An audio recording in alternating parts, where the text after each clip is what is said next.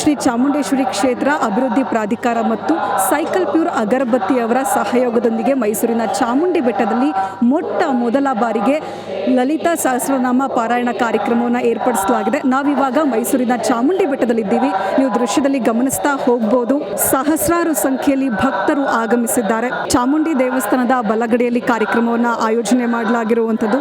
ಬೆಟ್ಟದ ಪ್ರಾಧಿಕಾರದ ವತಿಯಿಂದ ಮುಂಚೆನೆ ಮಾರ್ಗಸೂಚಿಗಳನ್ನು ಕೂಡ ಪ್ರಕಟ ಮಾಡಲಾಗಿತ್ತು.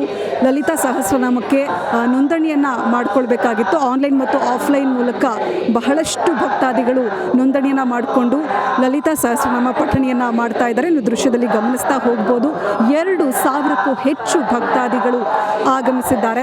ಈಗಾಗಲೇ ಮಾರ್ಗಸೂಚಿಯನ್ನು ಕೂಡ ನೀಡಲಾಗಿತ್ತು. ಬರುವಂಥ ಭಕ್ತಾದಿಗಳು ಕುಂಕುಮಾರ್ಚನೆ ನೆರವೇರಿಸೋದಕ್ಕೆ ಕುಂಕುಮ ಮತ್ತು ಅರ್ಚನೆಗೆ ಬೇಕಾದಂಥ ಸಾಮಗ್ರಿಗಳನ್ನು ತೆಗೆದುಕೊಂಡು ಬರಬೇಕು. ಇನ್ನು ಭಕ್ತಾದಿಗಳು ಹಳದಿ ಮತ್ತು ಕೆಂಪು ಉಡುಪನ್ನು ಧರಿಸಿರಬೇಕು. ಕಾರ್ಯಕ್ರಮದ ನಂತರದಲ್ಲಿ ಭಕ್ತಾದಿಗಳೆಲ್ಲರಿಗೂ ಕೂಡ ಲಘು ಉಪಹಾರ, ಹಾಲು ಮತ್ತು ನೀರಿನ ಒಂದು ವ್ಯವಸ್ಥೆಯನ್ನು ಕೂಡ ಮಾಡಲಾಗಿದೆ. ನೀವು ದೃಶ್ಯದಲ್ಲಿ ಗಮನಿಸ್ತಾ ಇದ್ದೀರಾ, ಶ್ರೀಚಕ್ರವನ್ನು ಬರೆಯಲಾಗಿದೆ. ತುಂಬ ಅದ್ಭುತವಾಗಿ ಬಿಡಿಸಲಾಗಿರುವಂಥದ್ದು. ಚಾಮುಂಡಿ ಬೆಟ್ಟದ ಪ್ರಧಾನ ಅರ್ಚಕರಾದಂತಹ ಶಶಿಶೇಖರ್ ದೀಕ್ಷಿತ್ ಗುರೂಜಿಯವರು ಸಂಕಲ್ಪ ಮಾಡೋದ್ರೊಂದಿಗೆ ದೀಪವನ್ನು ಬೆಳಗಿಸೋದ್ರ ಮೂಲಕ ಈ ಒಂದು ಲಲಿತಾ ಸಹಸ್ರನಾಮ ಪಾರಾಯಣ ಕಾರ್ಯಕ್ರಮವನ್ನು ಉದ್ಘಾಟನೆ ಮಾಡಿದ್ದಾರೆ. ಇನ್ನು ಕಾರ್ಯಕ್ರಮದ ಅಧ್ಯಕ್ಷತೆಯನ್ನು ಜಿ ಟಿ ದೇವೇಗೌಡರು ವಹಿಸಿದರು. ಚಾಮುಂಡಿ ಬೆಟ್ಟದ ಪ್ರಾಧಿಕಾರದ ಕಾರ್ಯದರ್ಶಿಯಾದಂತಹ ರೂಪ ಅವರು ಕೂಡ ಈ ಕಾರ್ಯಕ್ರಮದ ಅಧ್ಯಕ್ಷತೆಯನ್ನು ವಹಿಸಿದರು. 2,000ಕ್ಕೂ ಹೆಚ್ಚು ಭಕ್ತಾದಿಗಳು ಲಲಿತಾ ಸಹಸ್ರನಾಮ ಪಾರಾಯಣ ಕಾರ್ಯಕ್ರಮದಲ್ಲಿ ಪಾಲ್ಗೊಂಡು ಪಠಣಿಯನ್ನು ಮಾಡ್ತಾ ಇರುವಂಥ ದೃಶ್ಯಗಳನ್ನು ಗಮನಿಸ್ತಾ ಹೋಗ್ಬೋದು. ನೀವು ಬರುವಂಥ ಭಕ್ತಾದಿಗಳಿಗೆ ಆನ್ಲೈನ್ ಮತ್ತು ಆಫ್ಲೈನ್ ಉಚಿತ ನೋಂದಣಿಗೆ ಅವಕಾಶವನ್ನು ಕಲ್ಪಿಸಿಕೊಡಲಾಗಿತ್ತು. ಮೊಟ್ಟ ಮೊದಲ ಬಾರಿಗೆ ಚಾಮುಂಡಿ ಬೆಟ್ಟದಲ್ಲಿ ಲಲಿತಾ ಸಹಸ್ರನಾಮ ಪಾರಾಯಣ ಕಾರ್ಯಕ್ರಮವನ್ನು ಏರ್ಪಡಿಸಲಾಗಿದೆ. ಸುಮಾರು 2,000ಕ್ಕೂ ಹೆಚ್ಚು ಭಕ್ತಾದಿಗಳು ನೋಂದಣಿಯನ್ನು ಮಾಡಿಸ್ಕೊಂಡಿದ್ದಾರೆ. 2,000ಕ್ಕೂ ಹೆಚ್ಚು ಭಕ್ತಾದಿಗಳು ಬಂದಿರುವಂಥದ್ದು. ಬರುವಂಥ ಭಕ್ತಾದಿಗಳಿಗೆ ಬೆಟ್ಟದ ವತಿಯಿಂದಲೇ ಉಚಿತ ಕಿಟ್ ಕೂಡ ನೀಡಲಾಗಿದೆ. ಆ ಕಿಟ್ನಲ್ಲಿ ಅರಿಶಿನ, ಕುಂಕುಮ, ಬಳೆ ಮತ್ತು ದೇವರ ಫೋಟೋವನ್ನು ಕೂಡ ಇಡಲಾಗಿರುವಂಥದ್ದು. ಈ ದೃಶ್ಯದಲ್ಲಿ ಗಮನಿಸ್ತಾ ಇದ್ದೀರಾ, ಕುಂಕುಮಾರ್ಚನೆ ಮಾಡಲಾಗ್ತಾ ಇದೆ. ದೇವಿಯ ಒಂದು ಫೋಟೋಗೆ ಲಲಿತಾ ಸಹಸ್ರನಾಮ ಪಠಣವನ್ನು ಮಾಡಲಾಗ್ತಾ ಇದೆ. ಲಲಿತಾ ಸಹಸ್ರನಾಮ ಪಠಣವು ಆರೋಗ್ಯ, ಸಂಪತ್ತು, ಸಾಮರಸ್ಯ ಮತ್ತು ಯಶಸ್ಸನ್ನು ತರುತ್ತೆ. ಇದು ಮನಸ್ಸಿನ ಏಕಾಗ್ರತೆ ಮತ್ತು ನರಗಳ ಉತ್ತೇಜನಕ್ಕೆ ಸಹಾಯ ಮಾಡುತ್ತೆ. ಲಲಿತಾ ಸಹಸ್ರನಾಮವು ತಾಯಿ ಲಲಿತಾದೇವಿಯ 1000 ಹೆಸರುಗಳನ್ನು ಒಳಗೊಂಡಿದೆ. ಅಧಿದೇವತೆಯ ಚಾಮುಂಡೇಶ್ವರಿಯ ರೂಪ ಅಂತೇಳಿ ಪರಿಗಣಿಸಲಾಗುತ್ತೆ. ಶಕ್ತಿ ಸ್ವರೂಪಿಣಿಯಾದ ದೇವಿಯ ವಿವಿಧ ಗುಣಗಳನ್ನು, ರೂಪಗಳನ್ನು, ಶಕ್ತಿಗಳನ್ನು ವಿವರಿಸುತ್ತೆ. ಪ್ರತಿಯೊಂದು ಹೆಸರಿಗೂ ಒಂದು ನಿರ್ದಿಷ್ಟ ಅರ್ಥ ಮತ್ತು ಶಕ್ತಿ ಇದೆ.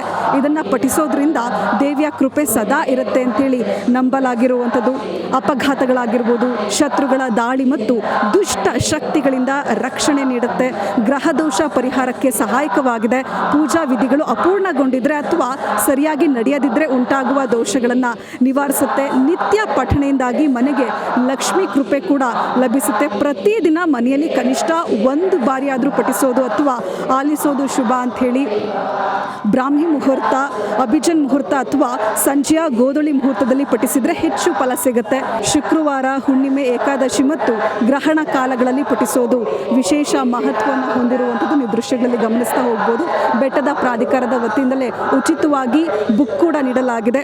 ಲಲಿತಾ ಸಹಸ್ರನಾಮದ ಬುಕ್ ಕೂಡ ನೀಡಲಾಗಿರುವಂಥದ್ದು. ಆ ಬುಕ್ಕನ್ನು ನೋಡಿಕೊಂಡು ಬಂದಿರುವಂಥ ಭಕ್ತಾದಿಗಳು ಲಲಿತಾ ಸಹಸ್ರನಾಮ ಪಠಣಿಯನ್ನು ಮಾಡ್ತಾ ಇದ್ದಾರೆ. ಒಟ್ಟಾರೆಯಾಗಿ ಚಾಮುಂಡಿ ಬೆಟ್ಟದಲ್ಲಿ ಶಕ್ತಿ ದೇವತೆಯನ್ನು ಆರಾಧನೆ ಮಾಡಲಾಗ್ತಾ ಇದೆ.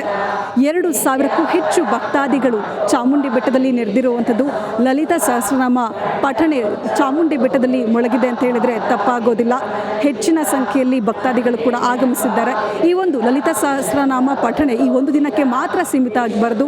ಈ ಲಲಿತಾ ಸಹಸ್ರನಾಮ ಪಠಣೆ ಮಾಡೋದ್ರಿಂದ ಮನೆಯಲ್ಲಿ ಸುಖ, ಶಾಂತಿ, ನೆಮ್ಮದಿ ಕೂಡ ನೆಲೆಸುತ್ತೆ. ಹಾಗಾಗಿ ಪ್ರತಿದಿನ ಸಾಧ್ಯ ಆದರೆ 1 ಬಾರಿ ಮನೆಯಲ್ಲಿ ಲಲಿತಾ ಸಹಸ್ರನಾಮ ಪಠಣೆ ಮಾಡಿ ಅಂತ ಹೇಳ್ತಾ ಕ್ಯಾಮ್ರಾ ಪರ್ಸನ್ ಸತೀಶ್ ಜೊತೆ ಅಂಕಿತಾ, ಇಂಡಿಯನ್ ಟಿವಿ, ಮೈಸೂರು.